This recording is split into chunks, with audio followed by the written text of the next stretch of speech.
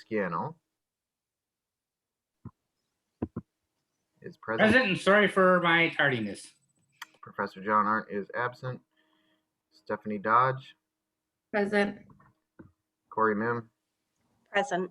Julie Nordyke is absent. Mark Walter. Present. And excused, we have Seth Hoffmeister and Cody Sandel. All right, moving on to approval of the agenda. Motion to approve. Second. All in favor? Aye. Aye. All right. Approval of minutes So from moved. May. Do I have a second? Second. All set. Okay. And that was Randy and Corey. All in favor? Any discussion on minutes? No? Okay, all in favor? Aye. Aye. All right. On to regular business. We have none this month. We do have informational items to discuss. And the first one is discussion of policy regarding herbicide, pesticide, and fungicide use on city-owned properties. So this was an item I put into the agenda, and I'll kind of explain why I brought this up. Last month we discussed the idea of no mow May. We discussed the idea of a no spray May. We talked are the city, where on city land are we spraying and why? So that's kind of what I wanted to get into. During the INS meeting last month, we talked about how the city, Corey from Parks and Steve from DPW, have kind of done away with cosmetic spraying, but I know that we still do spray in the city for other reasons.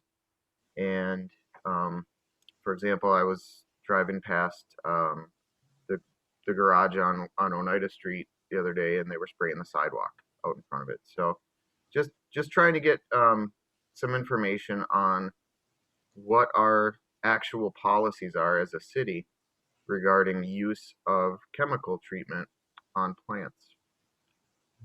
And I don't know if Melissa necessarily has anything, or anybody has anything to share as far as what is policy. But since this is informational, I guess that's what I'm seeking right now, if we do have any. Well, what I can offer tonight is some of the, so I did ask our Parks Director if there is a specific policy in place regarding herbicide, pesticides, fungicide use on city-owned properties.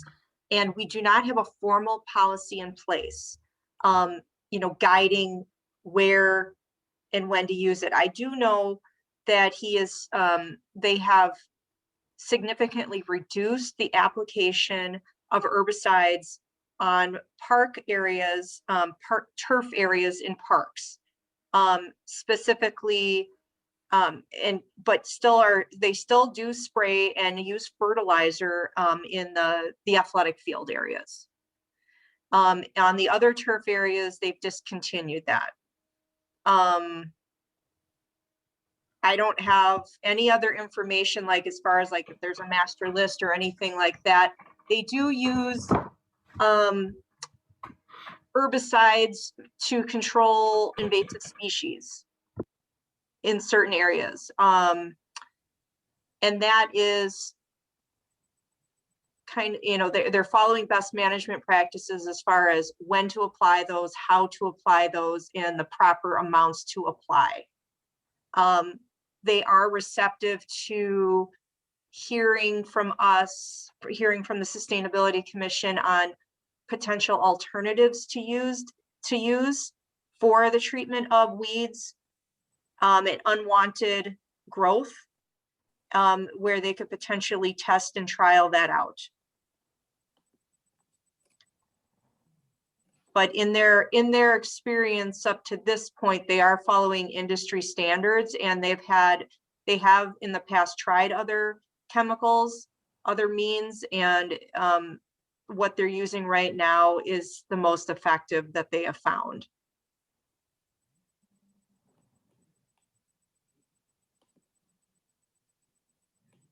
Okay, thank you. I know that, do we have anyone else that from the commission that wants to speak on this? Otherwise, we could entertain a motion to open the floor, I think, on this item. Well, I just like a few Randy? questions. Go ahead, Randy. Do we know what brand they're using, and do we know, is there any sort of ranking of brands that are more environmental friendly, and is there any such thing? Is it really, is there an environmental friendly herbicide? Is that a oxymoron? I know they are. I know that Roundup is used in certain areas to control unwanted and unwanted vegetative growth and invasive species. As far as the name brand goes, that's, you know, what I can answer to that. And that's the product that he said was, you know, they've tried other products and that is the most effective. And, you know, some of this, I believe, comes down to, you know, controlling weeds and controlling areas along fence lines, potentially for visibility issues. It's not necessarily just, you know, to get rid of all the dandelions. In areas where there might be vermin problems, keeping the area clear. It could be for safety reasons. It could be to clear unwanted vegetation around certain infrastructure that the city maintains as well. I did receive a call yesterday. It was just very strange timing from a concerned citizen. And I invited her to the meeting tonight. I don't see her on the call. The guest that we have is someone else, but yeah, we did receive a call yesterday. I talked to her for quite some time and invited her to the meeting this evening. And she's very concerned about herbicide use in the city. I can understand for invasive species also that's, I mean, you need something pretty, that you can spread out pretty widely too, because there are areas that are pretty invaded. Right. And, you know, in some cases, like to try to control and knock down the buckthorn population, that is sometimes done in a different way. It's, you know, where you're actually cutting the plant and then very, very strategically putting Roundup on that stump. So it's not necessarily always sprayed. Sometimes it's a very specific spot treatment. Some of the other invasives, because Ned, I'm just going to bring this up, Ned, because we had talked about along waterways, and the DNR along waterways and for aquatic invasives, they actually have the jurisdiction in our waterways. So that's just something to bear in mind as far as when we keep a policy in mind going forward, that we do have certain constraints. That's all for me.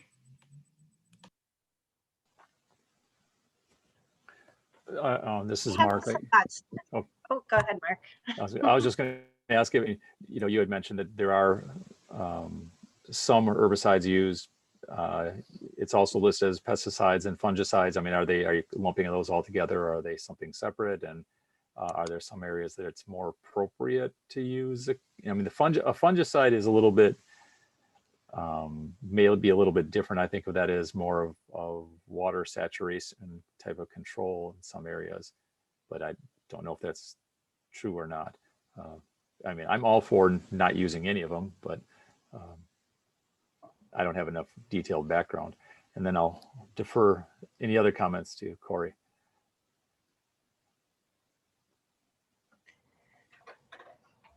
Yeah, so I guess as far as the parks and my knowledge of, which isn't a whole lot of what we're doing, other than, you know, what Melissa shared already, I think another sort of important aspect of this is not only the parks maintenance crews, but also like our forestry crews. And, you know, like for instance, with the emerald ash borer, we have been trying to protect trees throughout the city to really try and prolong the life and of some of those trees, and knowing it's probably inevitable that they will decline at some point, but to kind of help with mitigating the situation and the amount of trees we're removing, that type of thing, they are using some sort of treatment for, I think, approximately 2,000 trees throughout the city. And what that is, I'm not sure, some sort of pesticide maybe. So there is that I know, is being used right now. But as far as like other herbicides, fungicides, things of that nature, I don't believe the forestry department applies much of that throughout the city. Like, because true, if you're thinking street trees, is forestry maintains all of the street trees. So true, there's, I think, the aesthetics that people get concerned with when there's weeds growing in those tree beds along the terrace areas and that type of thing. So I don't know. So I guess from my perspective, I think reducing the use of herbicide is great. I think we've done a good job of already starting to do that within the parks. But there's a balance, there's the visual aesthetics that people don't like to see those weeds, even in the dandelions and the grass is one thing, but it's also like the underbrush growth that we've seen like in some of the forested areas and things. And I know at one time it was a topic, I believe at Colburn, as on an agenda of perhaps the Parks Committee not that long ago, that there was concerns about the underbrush and how are we going to maintain that. And I believe, I don't know for sure, but I believe there was some herbicide use to help with that issue. So I think there's that, but then there's also, so by whatever means you get rid of plants you don't want, so weeds or, even if it's grass growing up in the trees, that type of thing. I think one of the keys is to also put in plants or some other type of material in those spaces so that it prevents the weeds from growing back. So you don't have to keep applying herbicide and that type of thing. So I think especially with like invasives, right? Like, so it's important to try and get rid of the invasives, but it's also important to try and plant natives and things that you want so that it doesn't continue to cycle over and over again. So I think with any sort of policy and thing, if the city moves forward with something like that, I think it would be important to kind of look at the long-term maintenance and those aspects as the planning happens, because without it, it's just going to continue. And I do know there is some planning now. There has been some Phragmites sprayed along kind of the bay in that area, and we're looking to do it again. And, there's, in a lot of situations like that, you do have to reapply before you can get a good handle because you get a seed bed and that sort of stuff. So I guess, I don't know. I think there's a lot, definitely a lot to it. I think there are good alternatives to try and consider too. Like, look, you see combinations out there that people say, combine vinegar and borax and dish soap or something, and that can work. And is that less toxic? I'm not sure. But it definitely, I think, would be worth researching and seeing maybe what other municipalities have done or tried to see if it's something that we're able to do as well. So kind of a lot, but. Thank you, Corey, and thank you, Mark. Anybody else would like to speak to this item? Stephanie? Yeah, I just have one question, and I appreciate all the updates on the cities. And would residential application be considered as well?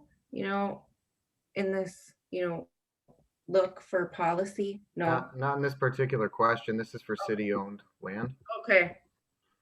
I was just wondering. I would hope we would eventually get to a point though where we would be working, with something that's bigger than just the city. staff, city property. I should hope we'd expand eventually, but sorry. I did bring this up with the mayor today. So I have a check-in with him and I let him know what we're going to be talking about this evening. And he told me that there is a state statute that prevents cities from banning it outside of their own properties. So it would not be an option to ban it, on city proper or on residential properties or commercial properties. But perhaps we could still come up with policies and Guidelines. guidelines that hopefully we can promote and people will voluntarily, Mhm. Did you want to open the floor now? Are the guests here to speak to this item? I see Yes, no? Sister. Okay. I see Sister Okay. Sally Ann. I don't see the other guests, so I'm not sure if Sister Sally would like to speak tonight or not. Thank you.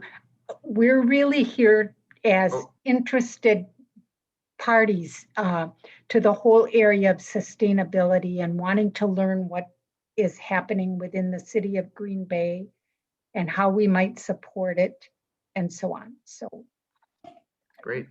not to talk about any particular item. All Thank right. you. Well, thanks for being here.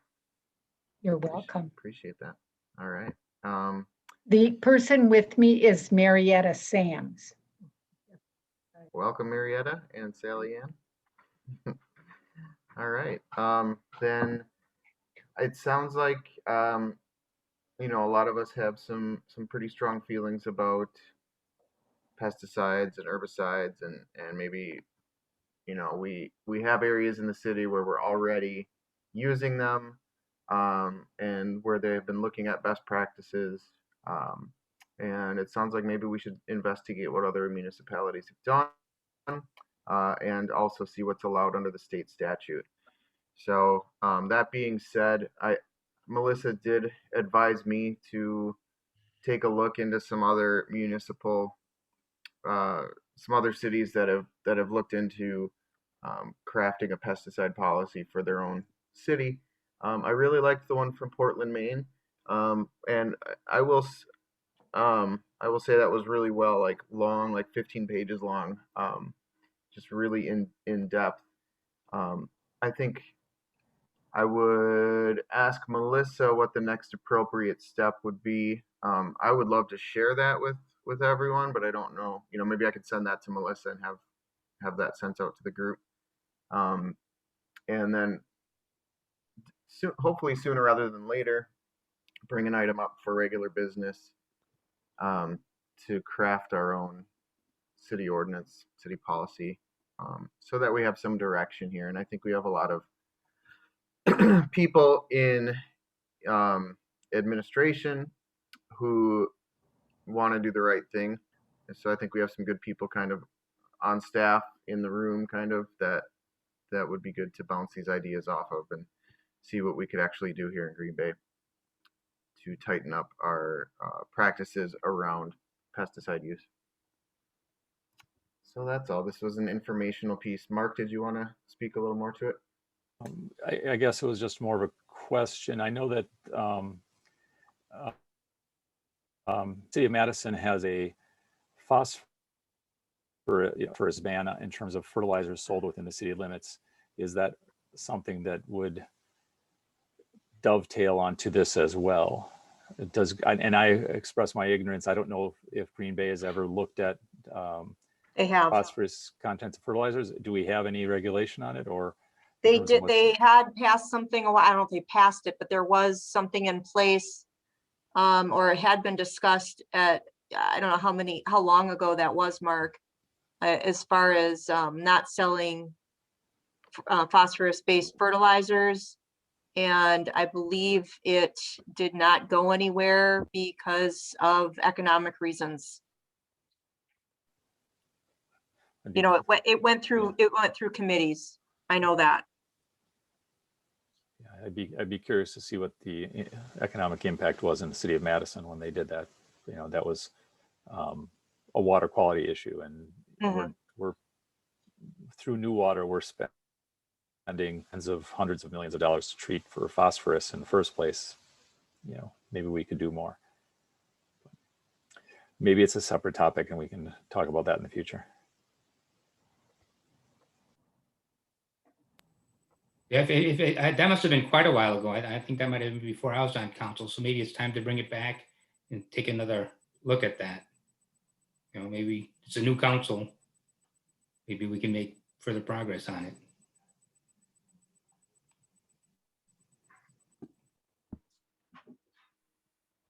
Mark, are you willing to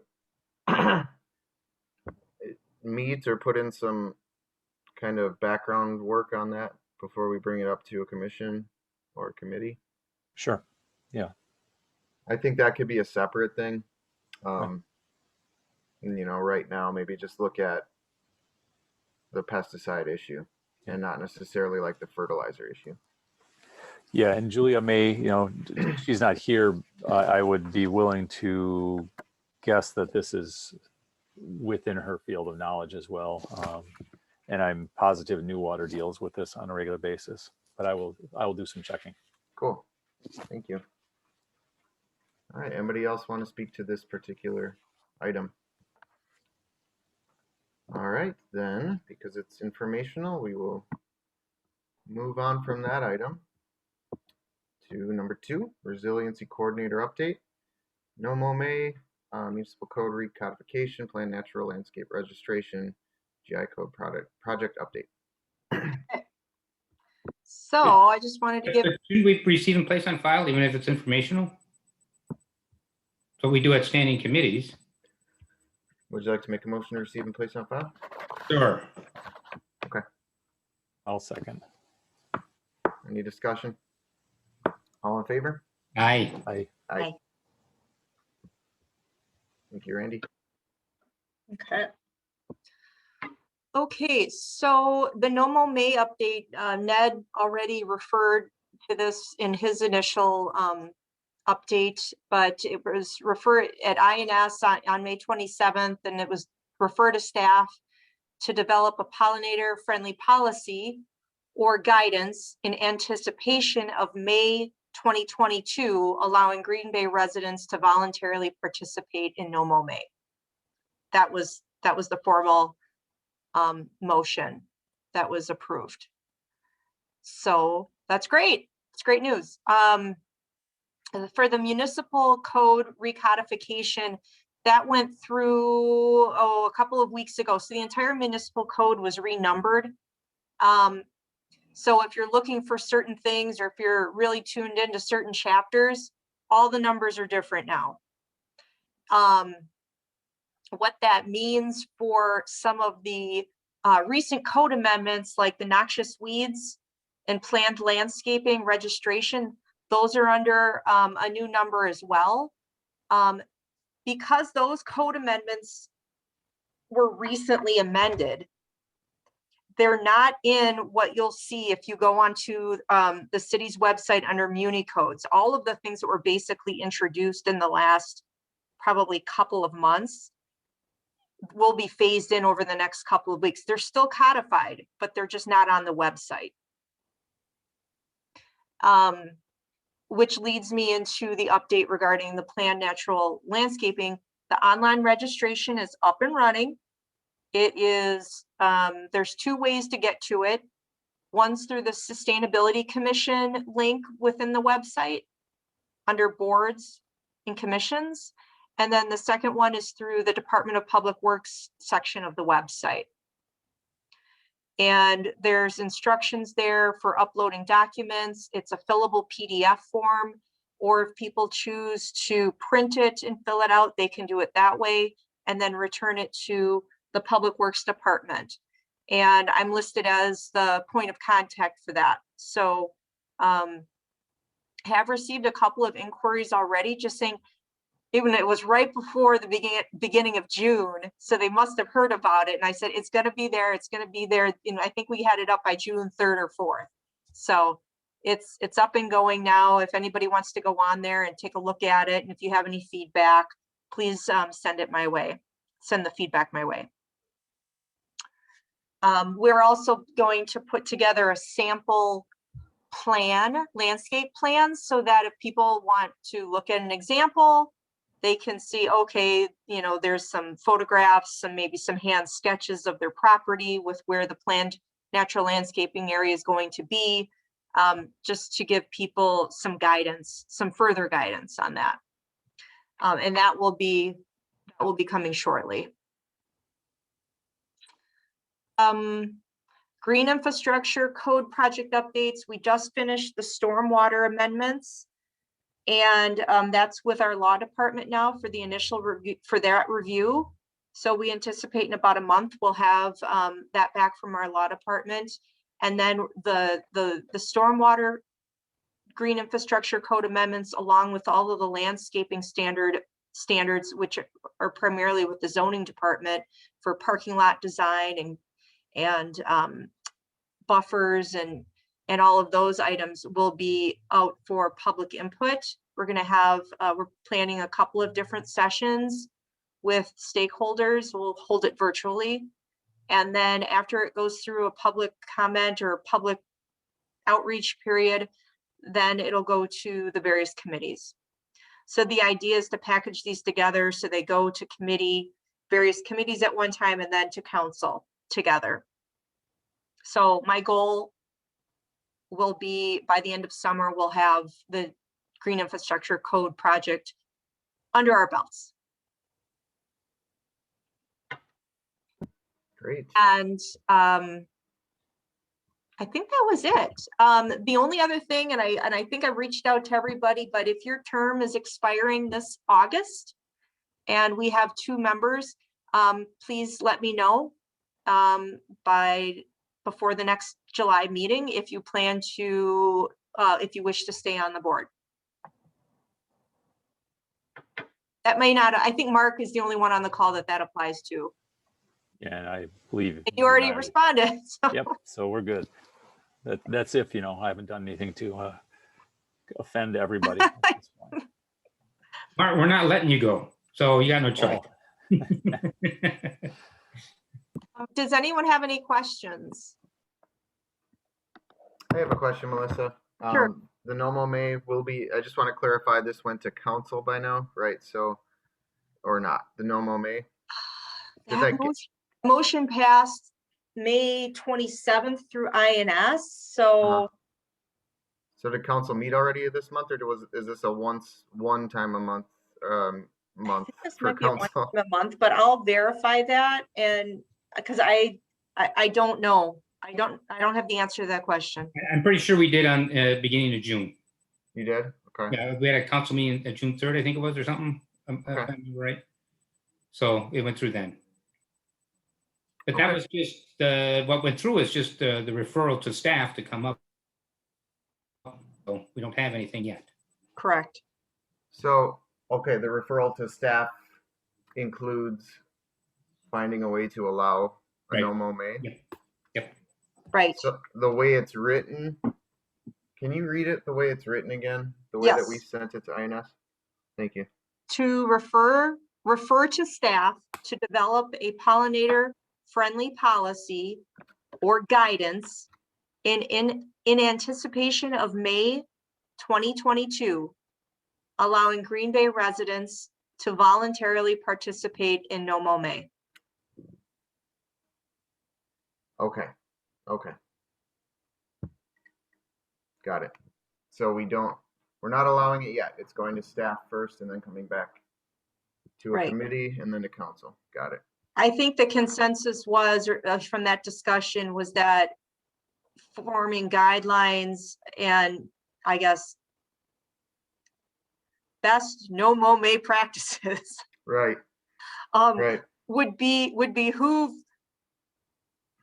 all interested parties. Because if you did not mow your grass this May, it would have been a nightmare. You better get your sickle. If you went for a whole month. Yeah. You would have been like looking for your children. Yeah. So, and I think, and I mentioned that so I went to the INS meeting. Randy, were you at that one? Yeah. Okay. So, we talked about how personally we don't recommend a no-mow May. Like, it's just not good for your machinery. And we are and I saw that week like a second and third bloom of dandelions after it had been mowed, like within the span of 4 days. We had 2 more generations of dandelions. So it actually promoted faster blooming in my yard when we did mow. So I think that, whenever, I don't know who the staff members are that are having those conversations, Melissa.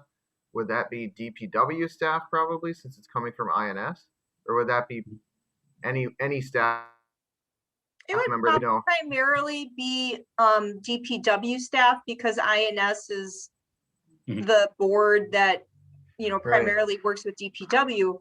But I would anticipate that we would be involving, and I say we because I'm part of DPW, that we would be involving other staff from other departments that have expertise in this area as well. Like Corey, would she be pulled into this one maybe? I don't know. I Okay. cannot speak for Corey. Okay. Well, if you're one of the staff, Melissa, I guess. Well, I'll is there- definitely be one of the staff, but Yeah. Do you yeah. want comments from anyone on the commission or anything like that as you review this as a staff? You know Yeah, what I'm saying? I think that would be helpful. I think getting input will make it more accepted. Okay. Cool. If I may, Wonderful. Mr. Chair, I think You may. following this procedure, we will come up with a policy that is a cut above the rest. Oh, we got a pun. Mark that down, Randy. We got one. All right. Are there any other questions or puns for Melissa regarding her update? All right. Thank you very much, Melissa. I just have to say it's no fair without my video on. I can't show you that groaning face, and there are no emojis that show me groaning. So yeah, a lot of luck. Yeah. A motion to receive and place on file then? I'll second it. All in favor? Aye. I All right. Motion is received or placed on file. And committee updates. Has anyone met or done any groundwork for any of our working groups over the past month? I just wanted to mention and commend Melissa for that great video of kicking off the Trex bag recycling challenge. If I could share my screen, I'd show it to you. It's great. And I already have talked to Andy Kraswina that he's coming over to our shop. Well, we have to be really busy right now to weigh things up. And next week, Monday, he's going to bring over several barrels of plastic bags to weigh them up and ship them out, which is going to be great because I'm going to add at least another barrel out of my garage of stuff has collected over the last several months. But yeah, it's great. We'll have to, we've been doing on the county side, we've been trying to share whatever information we can as well to make sure that it's getting good recognition out there as well. And we'll keep pushing it, and hopefully it won't take a full 6 months to get to 500 pounds, though. 40,000 bags. Was it Corey or? Yeah, I think believe that's- so. Yeah, A little that's- more than that, but mhm. Hey, if I think it was DePere like can do it, 2,500. yeah, if DePere can do it, we can do it, right? Yes, Do we have any total so far? How much? No, first load will be on Monday. First one, okay. and kind of along with that, I reached out to the planning department and just started a conversation about like, can we sell cloth bags at City Hall or somewhere, to kind of promote the less use of plastic. And it sounds like they're on board. They already have, or the city has a shop on Redbubble where we are already selling like t-shirts and bags and things of that nature. But they're looking to incorporate a new design that kind of plays off this idea of sustainability and that sort of thing. It's still in the works, I believe, but I was told that they are going to plan to put like information next to the plastic bag recycling areas so that people are aware that they can purchase these. But I think ideally it would be great if we could have them available, like if somebody comes up to the Parks Department to rent a shelter, maybe they want to buy a bag or, you know, something like that. And then two, to perhaps be able to sell them maybe at the wildlife sanctuary gift shop or at the shop and things like that. So kind of to promote more sustainability throughout the city. So we're kind of in the works of doing that right now. So hopefully you'll be able, well, you can for sure already order them online, but hoping they'll be available readily, easily for people to see and purchase to help promote that. So we'll see.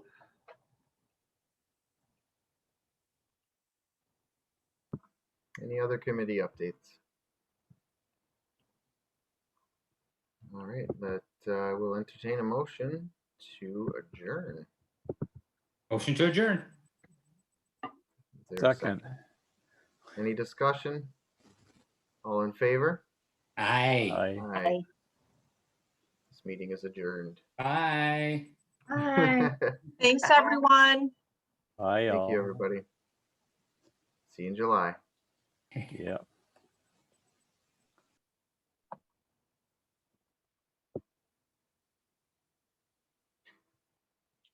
Just trying to stop record and I don't see the button. I don't see the button. Oh no, I'm not a meeting host. Otherwise, I would help you stop No, I'm trying to, it.